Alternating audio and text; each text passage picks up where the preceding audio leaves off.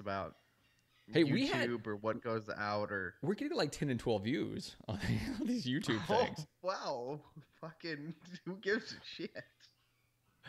Um, all right. I don't want to create a highlight or change the thumbnail. I just want to pause I the had a good video. I got a good podcast idea for us to talk about on our other show that I enjoy doing.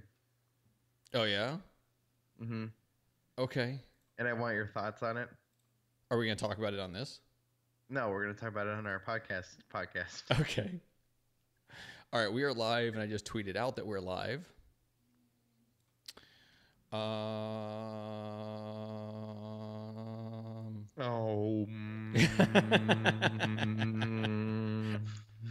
Okay.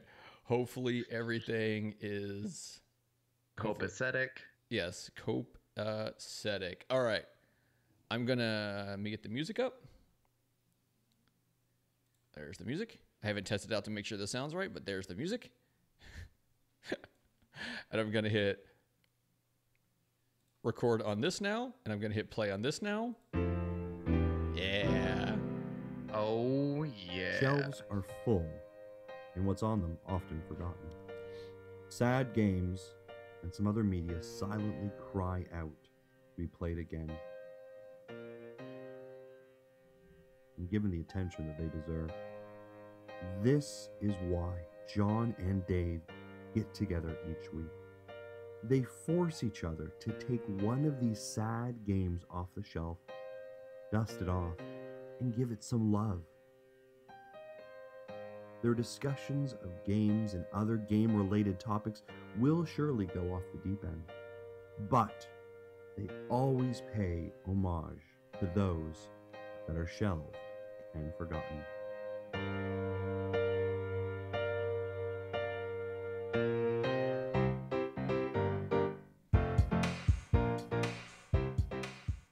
It's Shelved and Forgotten with me. I'm Dave Moore. That's Johnny _ Casino, host of Radio is Lame, the new award-winning podcast of the Day Space Podcast Network.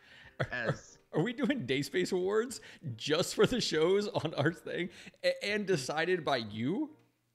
I mean, that would be super biased, but also really fun. I mean, how would you choose though? You do like 7 shows on the network. I mean, I do like 4, maybe 5. Yeah. I don't know. I lost count. Mm-hmm. I just show up every week. Yeah, you do. Yep. Late, just a little bit late every week. That's what I'm for. Dave. Yep. I almost had a repeat terrible incident Monday afternoon, I think it was. No, Tuesday afternoon. Yesterday. See, here's the thing about making mistakes, Sean. You're supposed to learn from them and not make them again. No, I get that. I understand this. But Do you? Yeah, I mean, kind of, but not very well. So here's the deal. Okay. As I burp right into my microphone. Okay, so my daughter has a puppy. If she's locked up a bit, I try to let her stay out while I record, and I can lock her in my room that I record in. The problem is there's all kinds of wires all over the place, right? Because I have the power and everything coming to the computer and other components around here, and then I have all the wires going into the computer, and that's not backed up against a wall. Like I need to maybe put like a piece that like blocks off the other side of my desk, but I don't have that. And so I have to keep an eye on her. So I couldn't do it for this. Like I couldn't do something like this because I want to be not that really anyone watches, but because it is a video and it is live, I like to be able to, be looking at the camera. We don't want to knock everything over again. Well, this is what almost happened because I was recording with Chelsea. We're doing it apparently. Mm-hmm. We did it on Monday, and it was fine. Like she had to ask me eventually like what I was doing, because I kept like looking around my floor and everything. So I was trying to make sure this dog wasn't peeing somewhere or eating something. But then on Tuesday, she had just way too much energy, and her and my other dog started chasing each other in circles around the bottom of my desk, and they caught my headphone cord, and I nope, not going to have that happen again. I'm not going to like tumble over my whole computer and everything that's on it. So I put her away, and she's away right now, which is fine, but it was almost a repeat. Dogs will be fine. Yeah, she's fine. And she needs the crate training and everything, so. It's just part of the process. Yeah. So It was really easy to train my dog with a crate. Like it really was. well, she's doing And she pretty kind of good. she actually is kind of mad that I got rid of the crate because I used to have the crate with just like all her toys in it after she got used to it. Like it's kind of left it out for a while. And I got this like big dog basket full for toys just to throw her, her 75 toys that has the one that she plays with. Oh, of course. You know what I mean? Right? But this basket I got is ever just like it's basically the same height as her. Yeah. So now she walks up to it and she goes, like, I don't know what to do with this. So she's afraid to climb up. It's not like it would, like if she just were to lean on it, it would either tip over and she could spill everything out, or she could just like climb a little bit up and grab it. It's not like it's super high, but nope, not into it. She wants the crate back. So, first of all, Sean says hi, Dave. He didn't say hi, John. Sean. He just said hi, Dave. Sean. That was. I mean, that was it. What was I going to ask you? I don't remember. Crate training. About my dog. Crate training's fun. It's fine. She's doing good. But here's the thing: is I'm gonna keep her locked up because when I get done with this, I'm gonna go walk the big dogs, and I can't take the little dog on the big dog walk because I'd have to carry her half the time because she'll walk and then she'll just like stop and lay down. You'd be surprised. No, we've done it. She walks and then she just stops and lays down. So if she's going on a walk, it needs to be just her. So when she is done and we cannot get her to walk anymore, like when that time period's over, then we can scoop her up and bring her back, and we haven't gone very far. But I take the dogs on a decently long walk through the neighborhood, and I don't want to get halfway through and have a dog in one arm and a double leash in the other arm, and that's just not fun. Right. So I'm going to keep her locked up for a little bit, and then I have to go up to the motorcycle dealership after we're done because my dog just did a loud snore down there. You getting that bike? Getting that bike, John? I bought it yesterday. So I went up there. I didn't think I was going to be walking away with it that day. I thought I was going to check out the basically the out the door numbers and everything like that, get everything set up. And I didn't think I was going to have enough time and then come back like today after the show and finish it up. Right. But the guy was able to move very quickly because of course he wants to make sure the sale happens and got me out the door. He wants you to not go back on it. Yeah. Well, and here's the thing, and tell me how you feel about this. And I don't think you have a basis to go off, but just in general, how you feel about this. So I went to one dealership because I just happened to be in that area. I test rode the bike and everything like that, right? My plan yesterday morning was to go back to that dealership. I realized there was another dealership, exact same company, just another location, that was 25 minutes closer. And I didn't have to go on the toll road where I'd be going through, I think, 3 toll booths on the way there and 3 on the way back. Oh my God. Yeah. So Are they all like $2? No, with the easy tag, like $1.25 maybe. You have an easy tag? Yeah. There is no reason to not own an easy tag in Houston because if you go on it's cheaper. The tolls are cheaper if you have an easy tag, right? Right. And then you don't have to worry about like going through that line and stopping and paying the person, right? You just drive through the little thing and it just zaps you as you go through. So yeah, there's no reason to not have an easy tag. Like people who don't have easy tags, the only reason I can think of is like you're either not from Houston or you just have such bad credit you can't get one, which I think is maybe a thing, but I think you have to have really bad credit for that. So we don't have enough toll. Like occasionally you get on the Ohio Turnpike, but you don't get on the Ohio Turnpike that often. Yeah. So we have 2 loops that go around Houston, right? We have the inner loop, which goes around like basically right tight around downtown. And then we have the Beltway, which is the outer loop, which is I'm actually live pretty close to, and that's the toll road. Oh. And so I take that home when I work the day shift during the week when there's traffic. I take that home because it's quicker than taking the other highway, which is literally stop and stop traffic. But you could not go through tolls. Sure. There are ways. There's always ways around it. Yes, but if the traffic were less, it would be about the same amount of time. Yeah, and when the traffic's less, I don't take that toll road. It's actually It's almost quicker not to if the traffic's not bad. And no, and here's the other thing though is I'm interviewing for a new job. Well, I say I'm interviewing. I'm meeting with the hiring manager so that I can tell them. No, it's the same company. Oh. Yeah. So it's okay. It's internal. Yeah, it's all internal. So I'm meeting with the hiring manager tomorrow, which I'm nervous as hell about. And hoping that I will get something telling me I'm going to get an interview. Like maybe not while I'm meeting with him, but hopefully whenever they close out the application process for this, for everybody, I'll get an interview for this. And if I end up getting that job, I won't be taking the toll road at all. But they have like the high occupancy vehicle, the HOV lane, that goes... It will be going the direction in which I'll be driving because they swap it back and forth depending on the time of day. And that, if I'm on the motorcycle, I can just go on because it's 2 people or a motorcycle, right? Like you have to have 2 people in the car to go on it or be on a motorcycle. Or you can use your Easy Tag and pay. So like the days where I can't ride the motorcycle, I'll probably just do it and just pay the tolls along the way. So Easy Tags are important.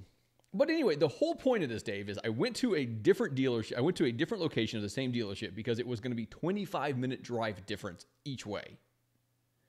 And bought it from bought the motorcycle from a different salesman than the one who had helped me test drive it before. Don't you feel bad when you do that? I did. Yeah.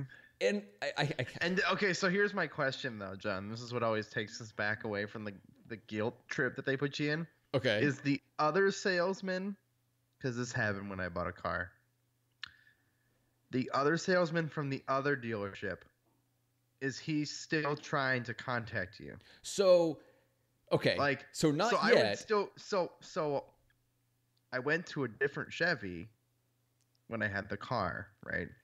Not important. Yeah. But the guy from the other Chevy dealership continued to text me. Okay. After I already had the car from the other dealership. Okay, so first of all, did you tell him, by the way, I already bought something else? Like, I'm done with this process. Yes. Okay, well, then he should stop calling you. But... I mean, he stopped calling me now. But, you know. Like, years later, you get this message. I still get the OnStar calls, even though I don't have the car. It's kind of great. Yeah. Your car needs you need an oil change. Did you know that? Go. Yeah, I guess so, but I'm not driving that car, so yeah. I sold a car 6 years ago. You still get calls about it? No, I still get stuff in the mail from like dealerships saying we would like to buy your used car. You're like, I don't have it. Yeah, I just don't. You know what my favorite thing to get in the mail? I don't know why we're off on this tangent. Is when AT&T sends us like you can get cable for $40 a month. Yeah. Right. And you're like, sweet, I could get cable for $40 a month with internet. And you call them, they're like, sorry, we don't support your address. Oh, nice. And they've mailed it to you? You're like, you mailed this to me. Like, you don't, what do you mean you don't cover our street? They're like, no, we cover like 3 streets over. And you're like, okay, so why are you mailing it to me though? Like, are those like systems not linked together? Like, there's literally no way that I could get your service, but you mailed it to me. Yeah, no, it's the best. It's the absolute best. But with the dealership thing, I would not feel bad at all if I went to a completely different dealership. Like if I went to this dealership and this other dealership happened to have a different bike that I wanted, or a different color that I wanted, or a bigger selection or something like that. But this is the same company. So it's like when you walk in and you like sit down and you're like, all right, I'm here to buy this thing. And then like the guy that was like test riding it with you the other day, like walks in for like the start of his shift and he's like, I see how it is. Yeah. Yeah, no, exactly. Yeah. It's exactly that. But you're less likely to have that happen in a motorcycle dealership because a lot of times they're open 5 days. There's only 2 people who work there. Well, no, I mean, these ones are big. Like this is a big dealership. And they sell all kinds of things. And I'll tell you about that here in a second too because that was kind of crazy. But like they'll be open 5 days a week from like 9 to 6. So a full-time job for them is being there the whole time the place is open. So you don't get like where car dealerships where this person works evenings 5 days a week and there's 2 days a week that the dealership's open but they're not there and there's mornings and whatever. Like a motorcycle dealership around here at least are open during like normal people working hours, except for they'll be off, like they'll be closed on Monday and open on Saturday or something like that. So you're not really gonna run into a thing where you walk in the dealership and that guy's not there. But you could go to a different dealership from the same company. And I told the guy, I'm like, look, I test drove this with someone else. I feel like shit right now for even being in here, but I'm not driving it. I'm not adding an hour to my commute both ways, which I thought was going to be a 2-day event. Right. And paying, $8 in tolls or whatever it would be, $10 in tolls or whatever, which is nothing, by the way. $10 in tolls is really nothing. But I was like, I don't want to do that. Like, that's not the way I want to go. So I'm just coming here. And they ended up having, like, they had a decent selection of these. I got an Indian Scout, right? Which I've wanted an Indian for years. They're gorgeous bikes, old company. And apparently I learned that years ago they had some forward thinking, and they worked with the like North American Indian Tribe Association or whatever. I don't know what the name of it is. It's some association that covers like all the Native American tribes. And like a portion of all their proceeds that come from anything with the word Indian on it goes towards this like organization. So it keeps them from like being sued one day, because they already kind of like, hey, we're supporting you. Not like the Indians, Cleveland Indians. Yeah, or the Washington Redskins, or the Florida State Seminoles or whatever. Yeah. So to bring this back to video games, John, this is Shelved and Forgotten, a video game podcast. No, it's not. This is Dave and John shoot shit for an hour. See, and that's what it should, Dave. That's what it should be. Jordan, Jesse, go make it work. I mean, they're professionals and all. But the problem with that, John, is no one listens to those shows. To Jordan, Jesse, go. Tell you this. And I like Jordan, Jesse, go. They're professional comedians. Ah, well, Jesse's not. Jesse's a professional podcast company CEO. Who, and radio host. Right. NPR show. Anyway. Not the point. How do you feel about buying games from different stores?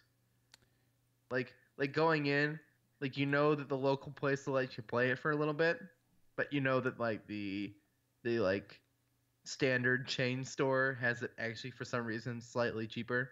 How do you feel about going to buy it from the chain store then?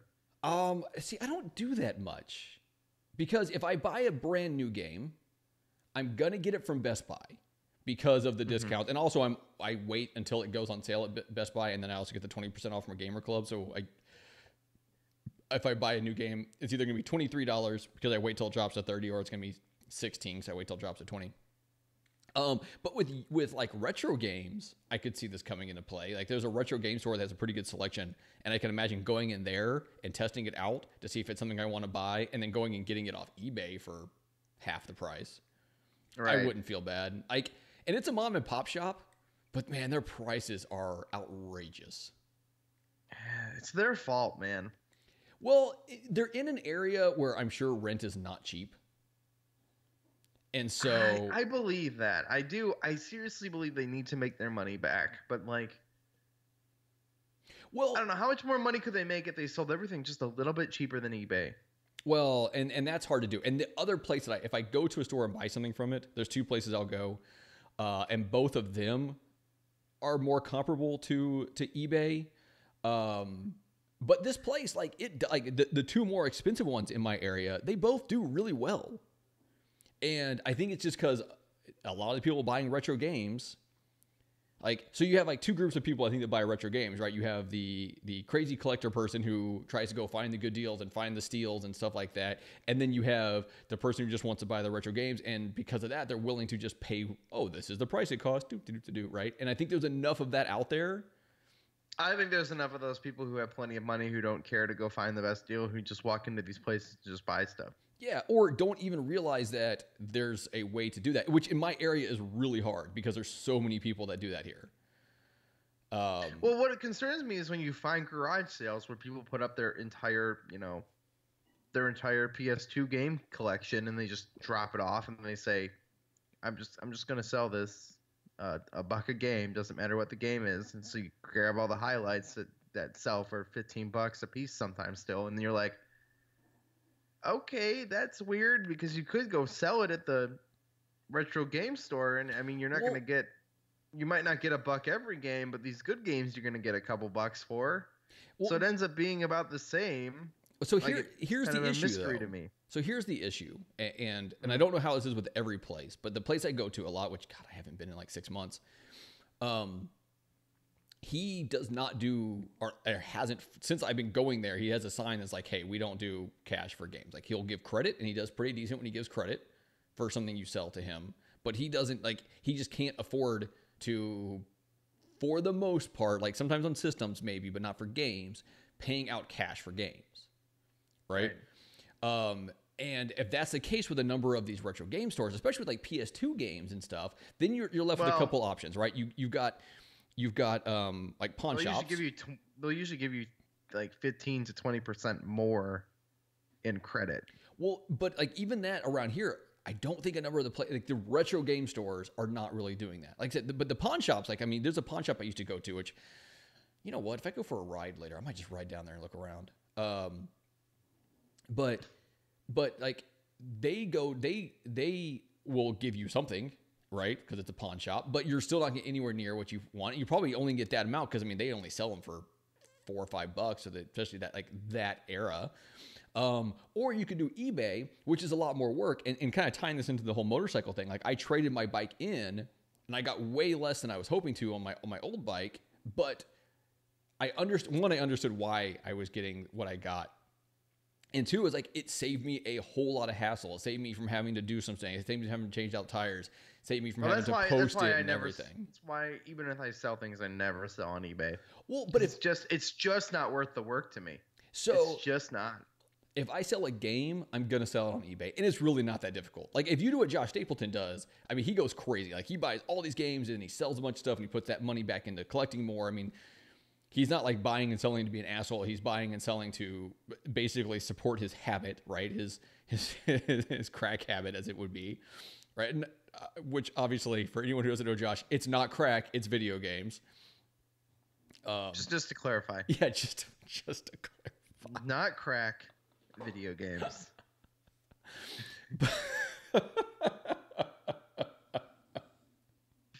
He's like the last person I could ever imagine being like hooked on crack. Oh, that was funny. I don't think there's anybody in this community on crack, although what do I know? Yeah, someone is. I can think of two. It's possible. There's two. There's two I can think of off the top of my head. And Sean were pulling for you to get away from it. Well, it's people he's involved with. Okay, just say that. Let's. I don't know where you're going, but let's stop there. I'm not going anywhere. This is a stupid job.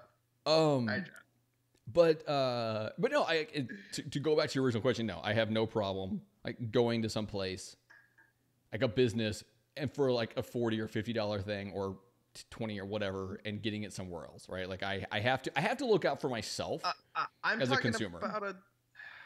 I guess a $40 or $50 retro thing, where you save $10 by going to buy it at the other place. Yeah, but see, $10, like if it's $2, no, like then I'd probably just do it there. But if you're saving $10 on 50, I mean, yeah, that's a decent enough thing. And for me with this motorcycle deal, like I was saving myself an hour of my time, and which I thought was going to be 2 hours of my time. Sometimes you just need that selection of games to look at too, and like I'll go into the retro game store, I'll look at the stacks and stacks of Super Nintendo games and whatever, and then I'll like pull up my phone and I'll be like, okay, I just bought that on eBay for less. Yeah. Like, do you feel guilty about doing things like that? Part of me does. Sean likes to write stuff in the chat that I just can't say out loud. Oh. It's usually very direct in the same place. So let's see. I have a problem. Like when I go to the retro game store that I go to the most often, where I like to look and see, okay, how are his prices sitting? And so I like to look on the internet. I like to look on eBay. I like to go on GameChart, PriceChart.com or something like that. That's another one that has some good ideas. Here's the issue is my cell service in his store is garbage. And so often I purpose. No, he can't. He doesn't control the cell towers in this little town. You can put a cell blocker. You can put a cell blocker in your store. He doesn't put a cell. I don't think he puts a cell blocker there. But you can, John. Yeah, you can. Yeah, and he would probably know how to. Like he has those skills, I'm sure. Maybe he is. No, I don't think so. But yeah, like that. I might do it if I had a little local store that relied on this kind of like selling things like video games or something. Not, if I'm not selling food or something where people are in there like to get it at that moment for that reason, Yeah. I would put up cell blockers. Well, so the other thing though is that like there's like an antique store, like a huge antique store, which is a bunch of booths. And like you put your booth up, but then there's like people at the front that have keys to your booth and they kind of run it from there.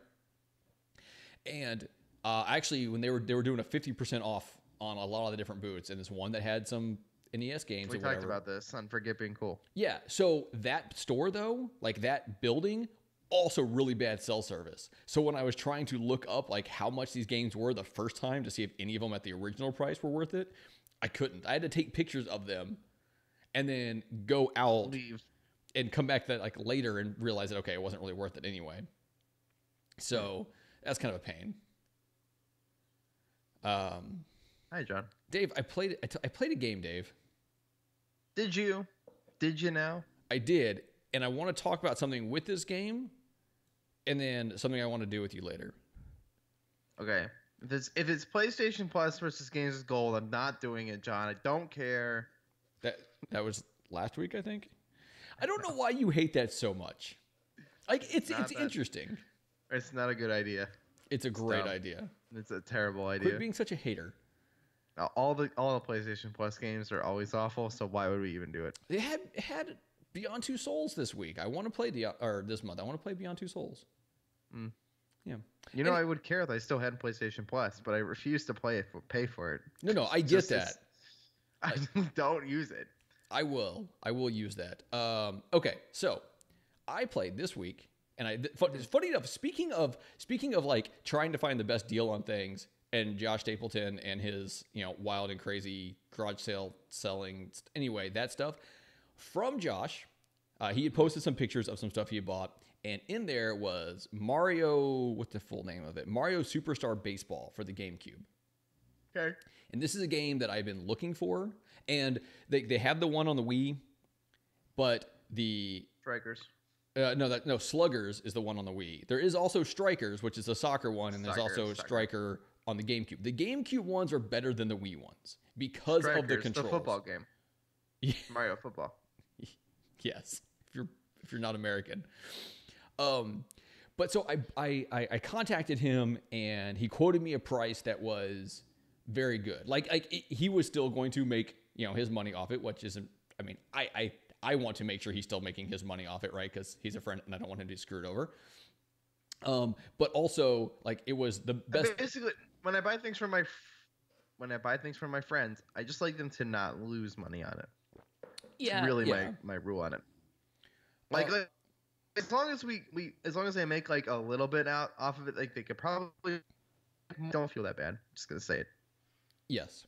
So I bought this off him, and he sent it to me. Like I want to say he like mailed it to me like the next day. I gave him 5 stars on Twitter. I think that's the only place I could do it. We weren't doing this through eBay or anything. So anyway, I started playing this, and the game holds up, right? The game is still great. It's still a lot of fun. Have you ever played it? Because it's Mario Sports. It is. I've never played this. I've never played it, but I'd like to. This is one of the games I'd like to have. It's always $35 or something, though. Yeah, you can get it for about $25 on eBay, but that was higher than I was willing to go. I want it less than 20. Yeah. I want it for 17. That's $17.99 is what I want it for. I have a number, John. I have a number for every game that I want. Remind me of that right there when we get off the show. So anyway, so I say, oh yeah, so the way the game works is you pick your team leader, right? And that's going to be like your big time Mario people. So you get Mario, Luigi, Bowser. I don't think Baby Bowser is one of the main guys. You have Peach and Daisy. I think King Boo is one. Some of the bigger characters, right? And then you pick your teammates. Just to confirm, what game were you playing? Mario Superstar Baseball. Okay, we mentioned like 4 games in there. I had already forgot which one you Oh actually yeah, played. no. Mario Superstar Baseball. So and you pick your position players, or you can hit random, and it will tell you if you have a 2-star team, a 5-star team, a 3-star team, whatever, right? By how you set it up. And all the players are going to have like different stats for fielding, pitching, speed, and hitting. And then you start playing, right? And the pitching is very arcade-like, which is I think kind of nice for me, and I want to say probably for you. So there's not the up and down, there's just the left and right, and you're not picking a curveball, a slider, a fastball, whatever. You're just picking like the speed based on how you pitch. And then you hit the ball and you play baseball, right? With all these different characters. And then there's like star things where like, I want to say Bowser, I think it's Bowser's, is you hold down the button to do a star hit, and if you hit it, like the ball turns into a giant shell and just like rolls over people. Or there's one where it's like star power to like knock people down. Like if you get a star hit, you're basically guaranteed that if it goes fair, you're getting a hit out of it. But besides that, it's like regular baseball. Here's what I learned. My son, who is 7 years old, knows absolutely nothing about my favorite sport. Oh no. Yeah. Oh no. So when I was a kid, we had baseball on all the time. It was on regular TV, no cable required, no nothing, regular TV. We played it. We played a lot of wiffle ball. I don't know why we played wiffle ball. It's just, but we played a lot of both, like baseball and wiffle ball, like on my street, like growing up as a kid. So like the rules of baseball are in my head because my dad would always be out there pitching. I don't know why my dad pitched to the entire neighborhood, but he did it. And he would call stupid things that were like, we're playing like, we're like 7 to 12 years old here. Calm down. But yeah. we're playing with like actual rules because he's there. Yeah, which isn't bad. Which is good. Hi, Matt. Did he not play?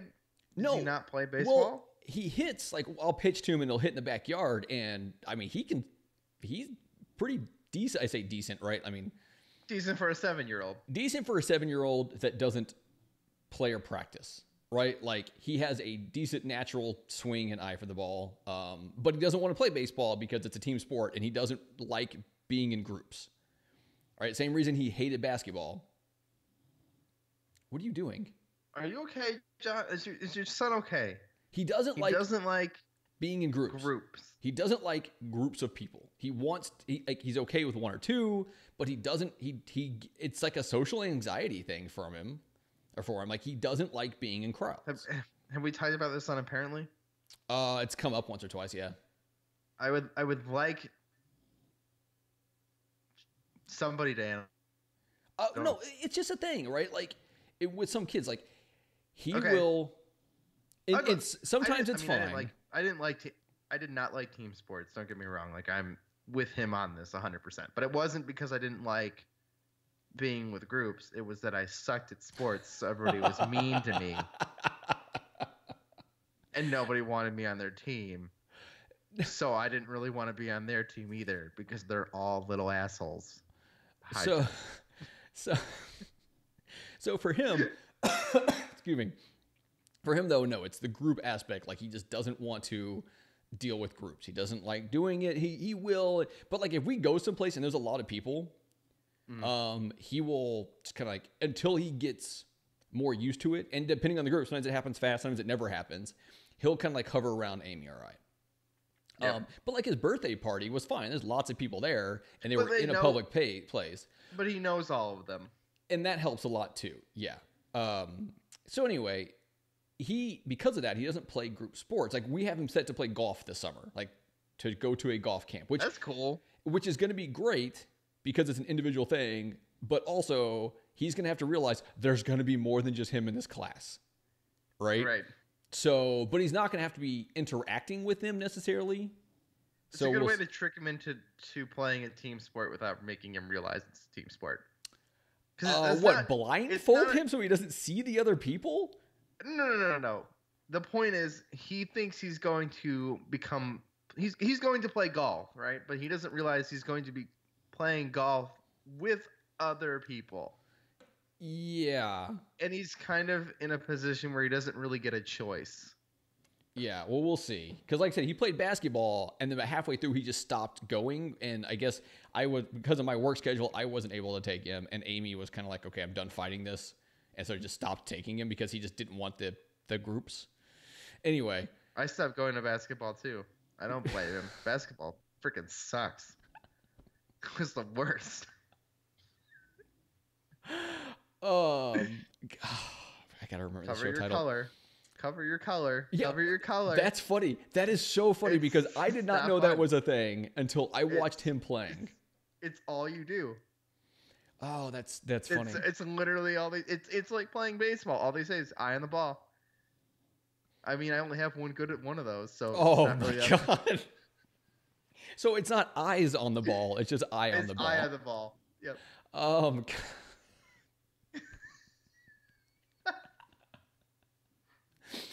Okay, so anyway, so I realized he doesn't know anything about baseball. So like the first game I played, he wanted to play against me. Get the show. So the show. That's how I learned baseball a lot. It was dad's dictatorship of wiffle ball, and it was playing like MLB like 97 on the PS1. Okay, well we're gonna get back to that, but okay, I played the first game with him, and I would hit the ball, and he would know to go after it, or it would kind of make you go after it, and he would understand trying to get in that circle to catch the ball. But then he wouldn't do anything. Like, he didn't realize, throw to first base to get the guy out. Throw to second base if there's a guy on first. If you catch the ball, throw it to the base where the guy is coming from, right, to get him out before he tags up, right? I never realized Mario Baseball was this complicated. But it's not complicated. There's more involved here than I thought there would be for Mario sports. You say that, but like there are certain basic rules to baseball that you can't just not have in a game. Like throwing a guy out at first has to be a thing, right? I mean, unless you're playing like Wii baseball. Well, which is just throw and swing. Yes, but there has to. I mean, for it to be a good game, there has to be more than that. I mean, Wii baseball was kind of humorous, and that's about it. So I did that, and it was super frustrating for him. But he enjoyed the hitting and stuff like that. But he was also like got real frustrated because he hadn't learned the timing. And my son and my daughter both think they have to know how to do everything the first time they try, which isn't the case, obviously. So I played a couple rounds by myself later, and I think I ended up winning. I was playing on normal, but they were beating me for a while. I went to the 9th inning, and I just started like racking up the hits on them. Or I guess the 5th inning, so I was only playing 5-inning games. And then last night I played with Ryan again, and I was like, look, this is what we're gonna do. Before every pitch, I'm going to make sure he understands this is what he's looking to do, whether he's batting or whether he's pitching. So, hey, I have a guy on first. You're pitching. You want to throw it to second base if you can. And he started to get that. Like, he got a couple double plays on me and stuff. And, I mean, I ended up beating him because I had a really good first inning and he didn't. But he started kind of getting the idea. And right. he still didn't really understand the base running. Like, I'd have to tell him, hey, hit Y to advance all your runners, so you can try to score. Or, hit this to go back. And I wouldn't throw him out after catching the ball because I wanted him to, learn he has to go back to the base, and I didn't want to just make it completely unfair. I want to play this. It's fun. It's a great game. I always felt like it would be dumbed down. I mean, it is. It's arcadey, right? And it has the Mario Sports stuff to it, like I said, where you can use these star powers for special pitches or for special hits and stuff like that. Now the most important question. Yeah. Is there an announcer that says things like, nice swing? No, I don't think so. I don't think there's any announcer. It's my favorite thing about Mario Golf. Nice on. So speaking of Mario Golf, I have jumped into in that tournament. Yeah, that lunchtime tournament. And that is a really good Mario Golf game on the 3DS. Like the one on the GameCube's great too. But the 3DS one, I'm waiting for the Switch one. Oh, dude, I can't wait. Because this is what's nice about the 3DS one is I can play it anywhere. Like, I went to my daughter's gymnastics class last night. I hotspotted my phone so I could get in the tournament, and I played a round of golf while she was doing gymnastics. Nice. Yeah. So it's awesome. And plus, when you do these tournaments, which I've never done one of these before, like as you hit, you see everyone else who's done it already. You see like their ball fly and where they landed, and you can like see kind of like the ghost of them, like how they hit, and you can kind of tell how you're doing and stuff. It's pretty cool. Neat. Okay. So here's what I want to hear from you, Dave, though, is, and something we've kind of talked about is we've talked about trying to play baseball games together, right? Now, MLB The Show is the only like big time baseball game out there, but there's a couple other options. One, I'd like to try with you later this afternoon because we're both off. If we can make about 30 minutes of time, there's the one that just came out. Was it Games with Gold or whatever? Super Mega Baseball 2 or Ultra Super Baseball 2? Yeah, Super Mega Baseball 2. I would like to play one game of that with you later today. But also the other one I'm considering, and only because it's on the Switch, is what is it called now? It's the same name as like the old school baseball game. RIB. RIB. I said RIB. Yeah. It's RBI because it's runs RBI. batted in. Oh, now I know. Hi, John. Dude, I used to, and I would love to do this again. I used to collect baseball cards like crazy. Like I have not a huge collection, but I have a collection like up and stuff. I can see it from here. When I was born, somebody gave me an entire like 92 set of baseball cards. Like all the players. Funny enough, I think I have a complete 92 set. From the year I was born, I have a full set. That's awesome. What brand? It's got to be Topps. Topps is the best. I have no idea, John. Okay. Moving on. Would you like me to get up for 10 seconds and grab it and look? No, that's fine. But anyways, so RBI 2018 comes out this month on the Switch. It's already out on everything else. It's $30, so $23 if you can get the 20% discount. It's arcadey in a way, like it doesn't the pitching, like I don't know if you have curves and whatever else, but you don't have the up and down. You just have the left and right with the pitching. But you have all the real players. All the basic stuff. The graphics are not going to be nearly as good as the show. But the upside and why I want this over the show is the fact that it's on the Switch. I can take it and play it in bed. I can take it with me and play. Like I will never get through a 162 game season of something that I cannot have mobile. The show does look really good, though. It's gorgeous. The show is... here's your one compliment, Sony. Take it, Sony. It's the best looking sports game I've ever seen. And it always is. Now, always. Did you watch any of the, like, I think I told you, like, watch some of the reviews. Are you watching the reviews from RBI just to kind of see, like, it doesn't look bad. It's just it's not as obviously, it's just not as gorgeous as the show. I watched Jeff play the show for a while. I don't know if I could tell that it wasn't a real game. Like that's how good it looks. Like if you weren't watching it intently, you would have no idea you weren't watching a real baseball game. Well, I mean, I think there's probably stuff that pops up on the screen that's part of the game itself. That would kind of give a hint that's not the actual game, right? Almost, yeah. And there's no commercial. There's lots of reasons, John. But like in passing, like if you just were to glance over and look at it, you would think that that's a real game. Yeah. But the big problem, you have to be sitting in front of your console, and there's no way. And it's $60. Yeah, I mean, that's a huge problem. These games, seriously, please, next console generation. This goes to EA, really, I guess, and all sports games developers. Like, I'm gonna have this console for like 5 to 6 years. Like, just give me some subscription service or something. Just let me pay $60, and then I can pay $10 every year to update the roster, and the graphics and everything. Just, I don't want to pay for this anymore. It's what EA Access is, and they're so close. Yeah, what EA Access though, you get like last year's sports game, which for someone like me is probably fine. I don't give a shit. So here's the other issue for me when it comes to games like the show, and it's the same issue I have with like Madden, is it's just gotten too complicated for me. Like The show is not that complicated. Okay, it's not complicated in the way of all the different buttons, like with Madden, how there's like 7 different ways to catch the pass, right? And I literally have no idea how to play Madden anymore. Dude, I have no clue. You can play it dumbed down, but to play it competitively, like you have to know, okay, I'm catching the ball. I'm going to hit this button. So when I catch it, I start running this way at the exact same time. Like there's all kinds of stuff. I put out my tweet to Microsoft and EA this morning. Just give me NFL Street 2 on the Xbox backwards compatible, and then I can pack up my PS2 and I'm done. I saw that. I never need another game ever again.